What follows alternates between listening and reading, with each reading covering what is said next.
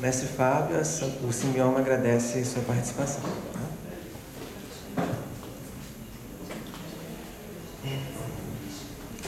Bom, eu convido agora a mestra Marília Alves, tá? Ela é engenheira florestal pela Universidade Federal Rural do Rio de Janeiro e mestre em Ciências Florestais pela Universidade Federal do Espírito Santo.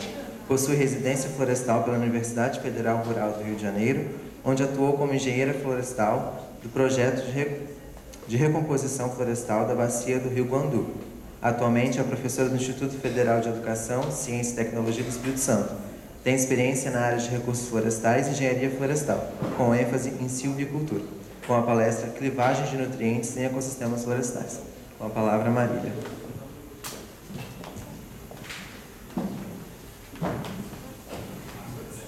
Bom dia a todos. É um prazer estar aqui falando para vocês e contribuir para o primeiro Simbioma.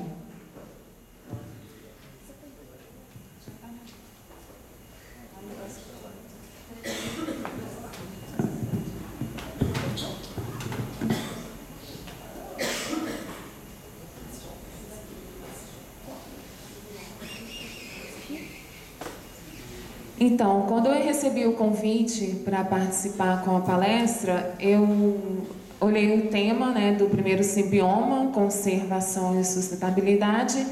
Então, até aproveitando a palestra anterior, eu puxei a sardinha para o meu lado, que é engenharia florestal.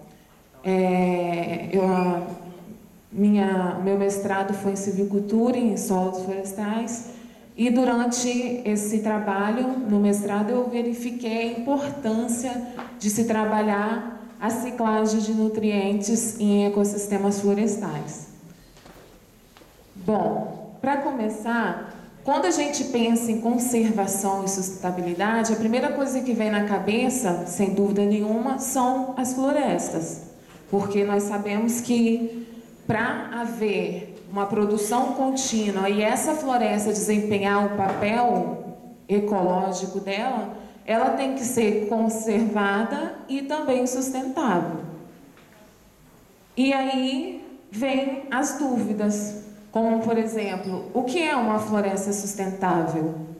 Como tornar uma floresta sustentável e o que se deve fazer para ela se tornar sustentável? Olhando nas definições de sustentabilidade, sustentabilidade é a habilidade de sustentar ou suportar uma ou mais condições exigida por algo ou alguém. É uma característica ou condição de um processo ou de um sistema que permite a sua permanência, que é o que nós desejamos que aconteça nas florestas, sejam elas nativas, secundárias ou as implantadas para fins de recuperação de áreas degradadas. Para início de conversa, nós sabemos que o princípio de tudo é o solo, ok? O solo que sustenta e que vai dar nutrientes, água e condições físicas para essa floresta ser sustentável. E aí, como que ele vai influenciar essa sustentabilidade? Através dos atributos físicos e químicos, né? Químicos, a fertilidade, em principal, e os atributos físicos, que são densidade, aeração, porosidade, que influenciam muito na ciclagem de nutrientes, que tem a ver com a estrutura do solo. Então, o solo nada mais é do que a decomposição de uma rocha que, com o passar do tempo, vai se tornar solo. Isso, no Brasil, esse intemperismo ocorre muito, de forma acentuada, porque o Brasil situa-se o quê? Em uma faixa tropical.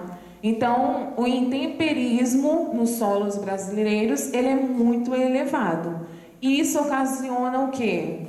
Solos pobres em nutrientes e em alguns atributos físicos e químicos também. Então, nós chegamos à conclusão que os nossos solos brasileiros e das regiões tropicais úmidas, eles são solos pobres, não tem nutrientes, ou se tem, estão em poucas quantidades para conseguir sustentar uma floresta.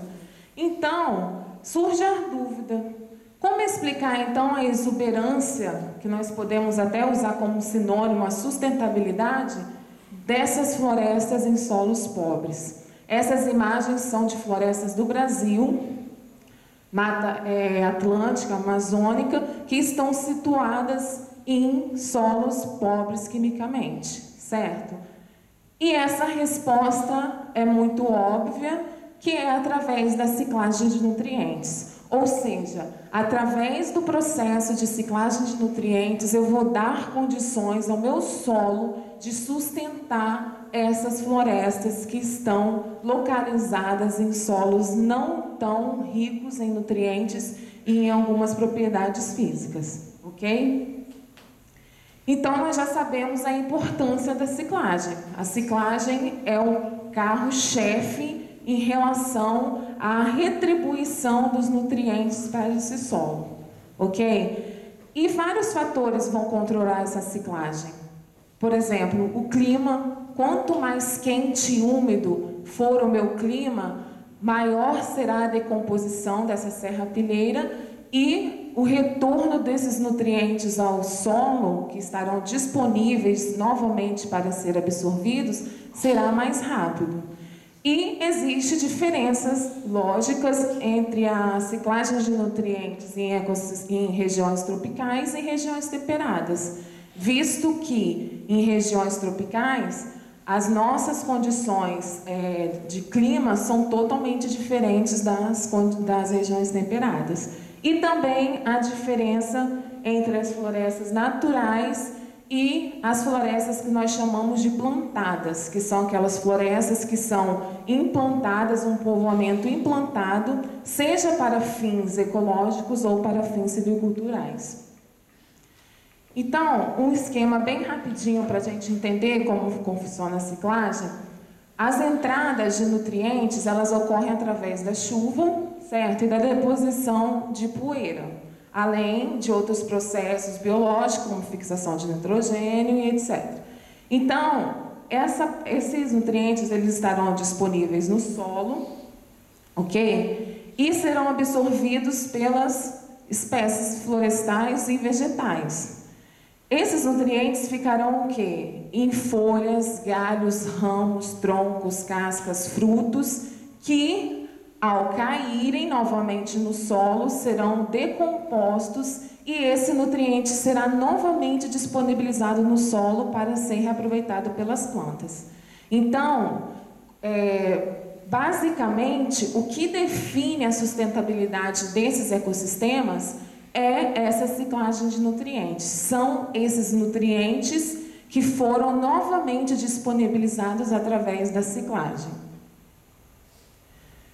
Quais são, então, as principais diferenças entre a ciclagem das regiões tropicais e das regiões temperadas? Como eu disse anteriormente, o clima encontrado nas regiões tropicais, ele é diferente do clima encontrado nas regiões temperadas. Nas nossas regiões, nós temos o quê? Um clima quente e úmido. E isso favorece tanto a deposição como a decomposição dessa serrapilheira que estará liberando os nutrientes. Já nas regiões temperadas, nós verificamos o quê?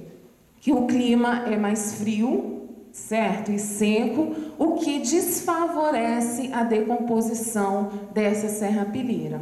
Um outro fator a ser considerado é a diversidade das florestas tropicais quando comparadas com a diversidade das florestas temperadas. Nós sabemos que as florestas tropicais têm mais diversidade. Então, o processo de deposição, de acúmulo e decomposição, ele é bem mais estável e maior em regiões tropicais do que em regiões temperadas. Uma outra diferença que se tem é entre os ecossistemas naturais e os ecossistemas plantados. A ciclagem de nutrientes em ecossistemas naturais, ela vai ser totalmente diferente dos plantados. Por quê?